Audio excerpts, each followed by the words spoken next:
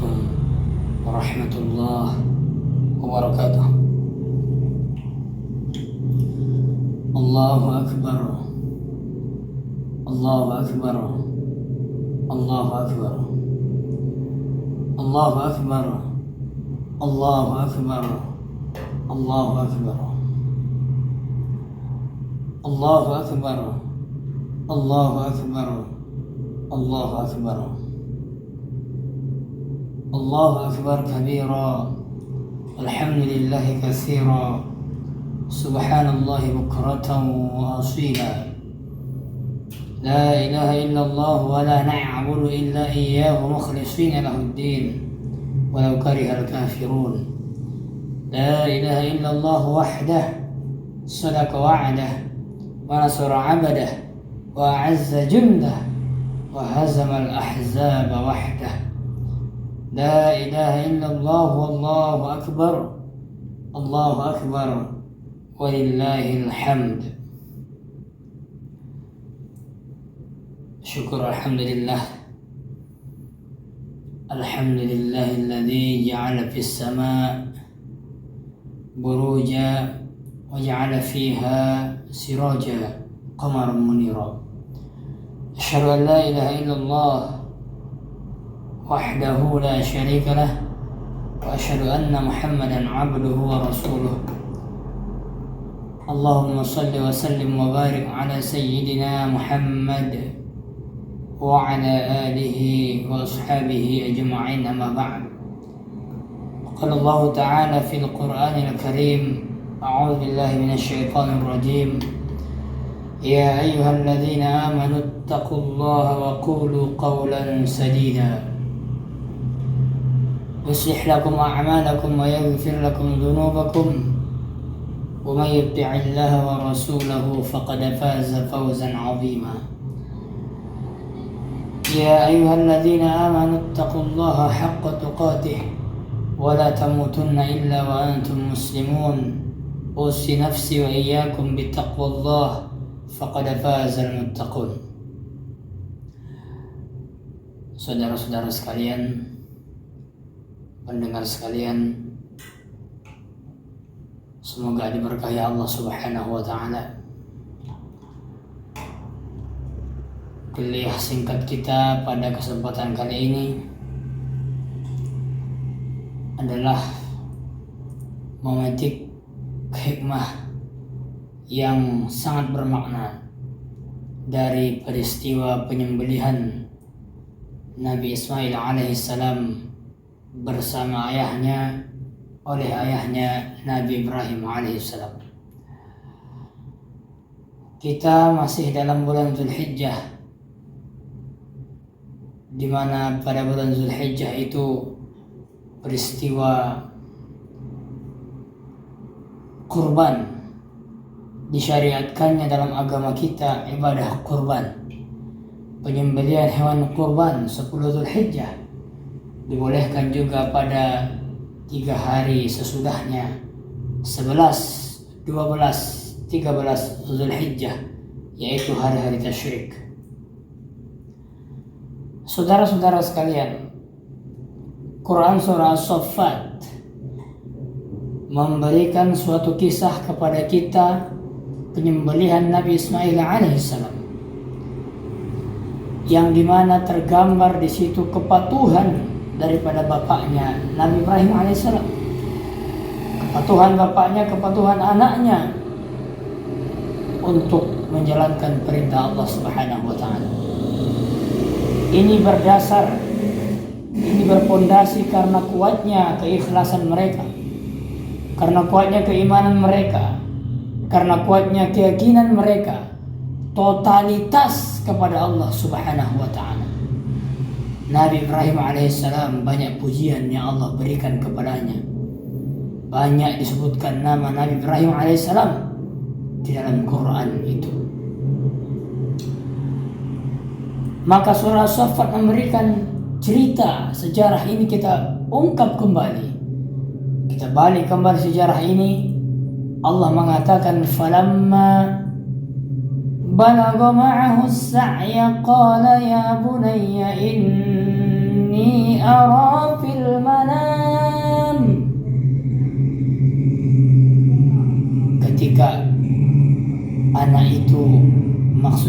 Nabi Ismail alaihissalam sampai pada usia bisa ikut berusaha dengan ayahnya, bisa dibawa-bawa kemana-mana berusaha.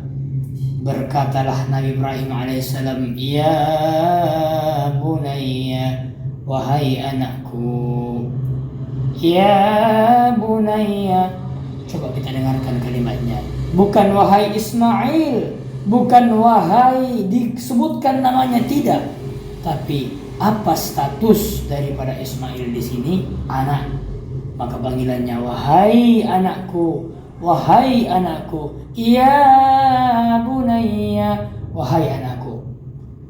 Dari sini saja telah memberikan makna ilmu besar, pelajaran bermakna kepada kita.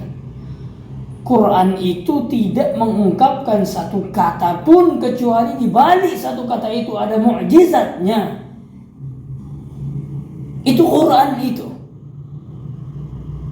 Kenapa Nabi Ibrahim menyampaikan ya bunayya? Inilah yang kita contoh dan teladani. Kalau kita memanggil anak-anak kita di rumah tangga, di keluarga kita. Seorang guru memanggil santri, santriwatinya, siswa dan murid-muridnya beserta dirinya. Jangan panggil namanya. Bukannya salah memanggil nama, akan tetapi panggil yang lebih lembut, mengena ke hatinya. Ya bunayya, wahai anakku. Karena status mereka adalah siswa kita, status mereka adalah anak kita, maka panggillah seperti itu. Lebih lembut. Ini Quran memberikan ilmu kepada kita. Satu ilmu. Inni ara fil manam. Aku melihat dalam mimpiku. Kata Nabi Ibrahim kepada anaknya Nabi Ismail alaihissalam, aku melihat dalam mimpiku, anni azbahu, inni ara fil manami anni azbahu. Aku menyembelihmu, aku menyembelihmu.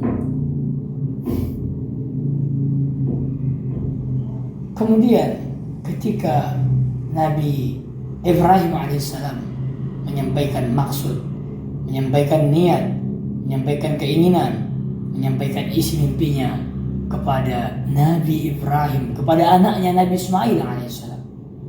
Disampaikan bapaknya yaitu Nabi Ibrahim kepada anaknya Nabi Ismail alaihissalam dengan kelemah lembutan, dengan keyakinan total.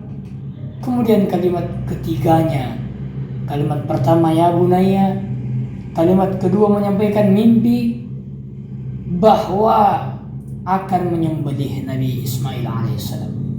Kalimat keempat, kita belajar memaknai Quran itu.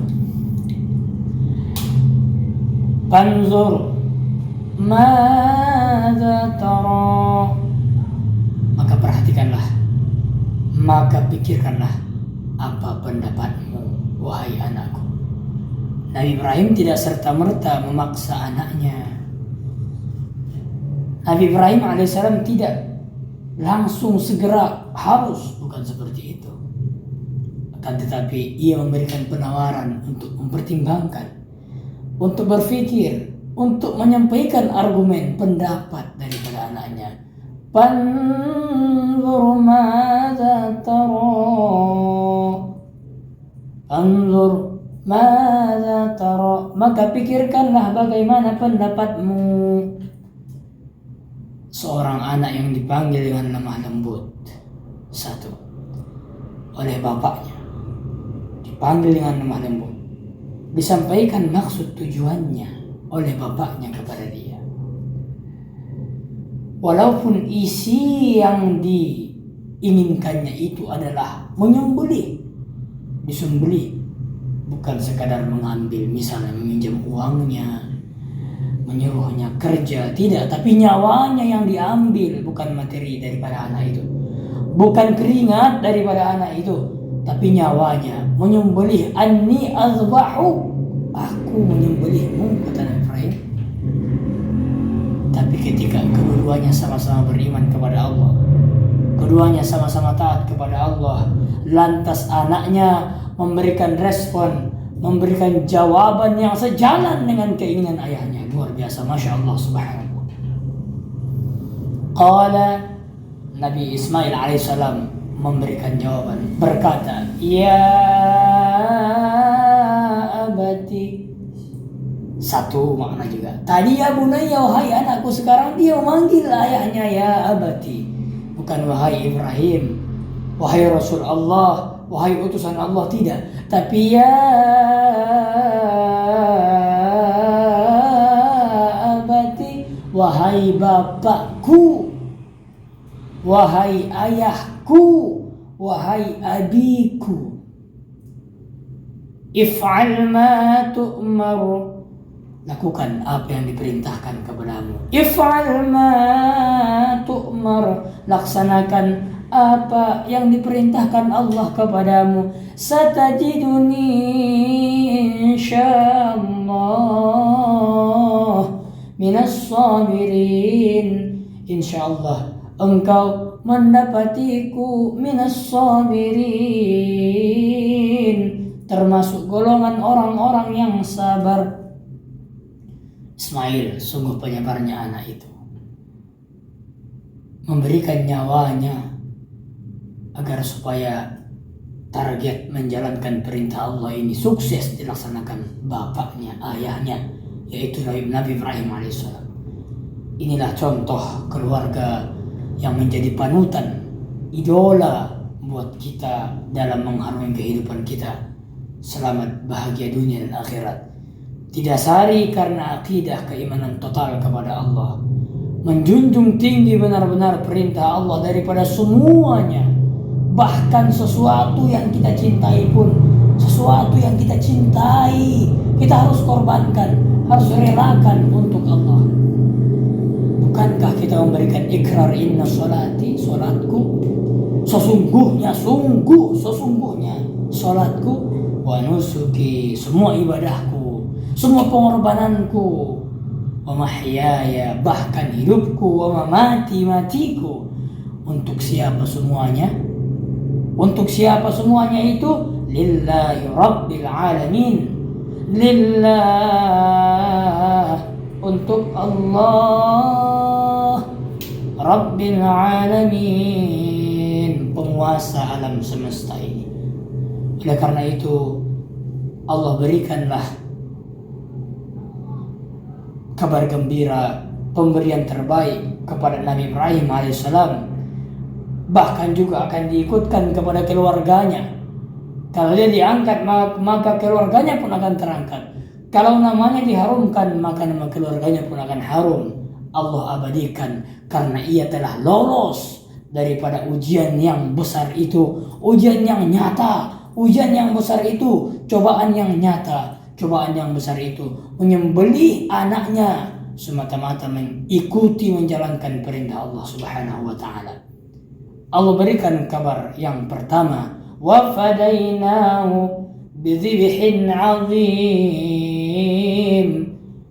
Allah mengganti Nabi Ismail jadi dengan seekor sembelihan yang besar. Allah mengganti dengan kibas, tidak jadi disembelih. Tapi Nabi Ibrahim tidak menduga itu. Tapi setelah Allah membenarkan, setelah Allah melihat Nabi Ibrahim membenarkan mimpi itu, yakin total ia akan melaksanakannya, dan benar-benar ia laksanakan. Wa fadainahu bidzibhin 'adzim. Kami ganti anak itu dengan sesuatu, dengan seekor sembelihan yang besar, kibas yang besar. Satu, nggak jadi disembelih, nggak jadi. Tapi dari kisah itu memberikan inspirasi sampai sekarang, bahkan disyariatkan dalam agama kita, ajaran Rasulullah SAW, penyembelihan, ibadah kurban yang beberapa hari yang lalu kita telah saksikan di berbagai tempat.